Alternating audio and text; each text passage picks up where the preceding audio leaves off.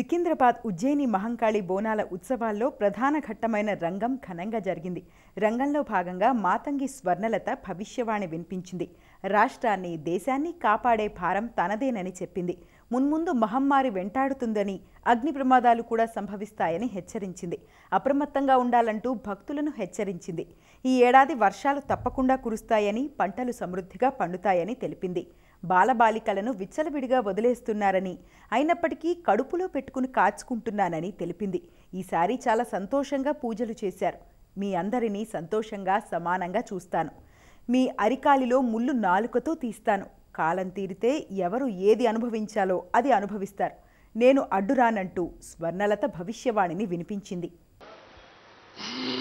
నా ప్రజలందరూ నా బాలబాలికలందరూ నాకు సంతోషానందంగా, ఘనంగా, బోనాలతోటి, డప్పు సప్పుళ్లతో, సాకలతోటి నన్ను ఘనంగా నన్ను వేడుకున్నారు. వాళ్ళకు సంతోషంగా, ఆనందంగా అందుకున్నా నేను.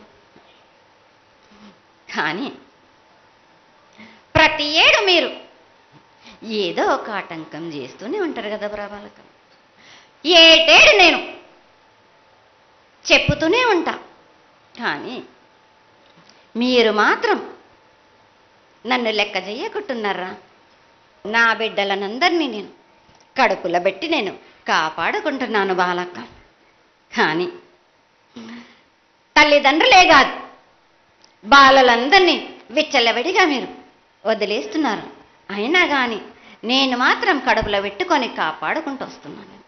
కానీ ఏటేటుగా నాకు బండి గిరంత కాకున్నా కానీ, గోరుమంతమంత కానీ నాకు మాత్రం ఇయరా బాలక్క.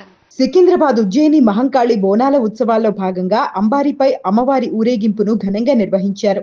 ఈ ఊరేగింపు ఆల్ఫా హోటల్ మీదుగా మెట్టుగూడ వరకు కొనసాగింది. అనంతరం అమ్మవారి చిత్రపటాన్ని ఆలయానికి తీసుకొచ్చారు. పోతురాజుల విన్యాసాలు, శివశక్తుల పూనకాల మధ్య కార్యక్రమం ఘనంగా జరిగింది.